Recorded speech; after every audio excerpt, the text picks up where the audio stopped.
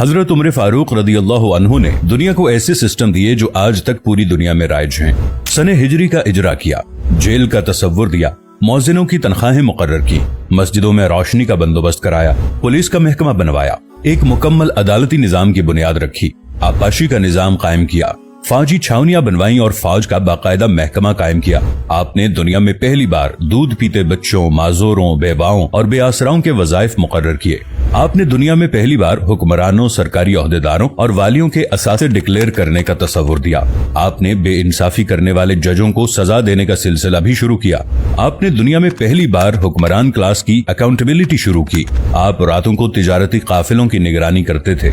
आप फरमाया करते थे, जो हुक्मरान अदल करते हैं वो रातों को बेखौफ सोते हैं। आपका फरमान था कि कौम का सरदार कौम का सच्चा खादिम होता है। आपकी मोहर पर लिखा था, उमर नसीहत के लिए मौत ही काफी है। आपके दस्तरखान पर कभी 2 सालन नहीं रखे गए। आप जमीन पर सर के नीचे ईंट रखकर सो जाते थे। आप सफर के दौरान जहां नींद आ जाती थी, किसी दरख्त पर चादर तान कर साया करते और सो जाते और रात को नंगी जमीन पर दराज हो जाते। आपके कुर्ते पर 14 पैबंद थे और इन पैबंदों में एक सुर्ख चमड़े का पैबंद भी था। आप मोटा खुरदरा कपड़ा पहनते। आपको नर्म और बारीक कपड़े से नफरत थी। आप किसी को जब सरकारी ओहदे पर फाइज करते तो उसके असासों का तखमीना लगवाकर अपने पास रख लेते और अगर किसी सरकारी ओहदे के दौरान उसके असासों में इजाफा हो जाता तो आप उसका एहतसाब करते। आप जब किसी को गवर्नर बनाते तो उसे नसीहत फरमाते, कभी तुर्की घोड़े पर न बैठना, बारीक कपड़े न पहनना, छना हुआ आटा न खाना, दरबान न रखना और किसी फरियादी पर दरवाजा बंद न करना। आप फरमाते थे, जालिम को मुआफ कर देना मजलूमों पर जुल्म है। आपका ये फिक्रा आज इंसानी हुकूक के चार्टर की हैसियत रखता है कि माएं बच्चों को आजाद पैदा करती हैं, हमने उन्हें कब से गुलाम बना लिया। फरमाया, मैं अक्सर सोचता हूँ और हैरान होता हूँ, उमर बदल कैसे गया।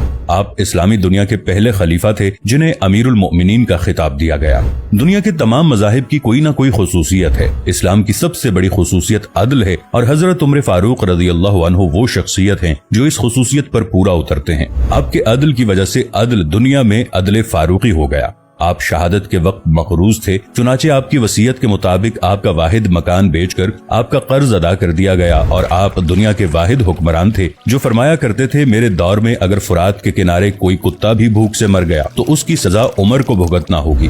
आपके अदल की ये हालत थी। आपका इंतकाल हुआ तो आपकी सल्तनत के दूर दराज इलाके का एक चरवाहा भागता हुआ आया और चीख कर बोला, लोगों, हजरत उमर फारूक रदियल्लाहु अन्हु का इंतकाल हो गया। लोगों ने हैरत से पूछा, तुम मदीने से हजारों मील दूर जंगल में हो, तुम्हें इस सानहे की इत्तला किसने दी। चरवाहा बोला, जब तक हजरत उमर फारूक रदियल्लाहु अन्हु जिंदा थे मेरी भेड़ें जंगल में बेखौफ फिरती थीं और कोई दरिंदा उनकी तरफ आंख उठाकर नहीं देखता था, लेकिन आज पहली बार एक भेड़िया मेरी भेड़ का बच्चा उठाकर ले गया। मैंने भेड़िया की जुर्रत से जान लिया कि आज दुनिया में हजरत उमर फारूक रदियल्लाहु अन्हु मौजूद नहीं है। हजरत उमर फारूक रदियल्लाहु अन्हु ने अपने दौर में जिस जिस खित्ते में इस्लाम का झंडा भिजवाया वहाँ से आज भी अल्लाहु अकबर की सदाएं आती हैं। वहाँ आज भी लोग अल्लाह के सामने सजदा करते हैं। दुनिया में अलेक्जेंडर का नाम सिर्फ किताबों में सिमट कर रह गया है, जबकि हजरत उमर फारूक रदियल्लाहु अन्हु के बनाए निजाम दुनिया के 245 ममालिक में आज भी किसी न किसी शक्ल में मौजूद हैं।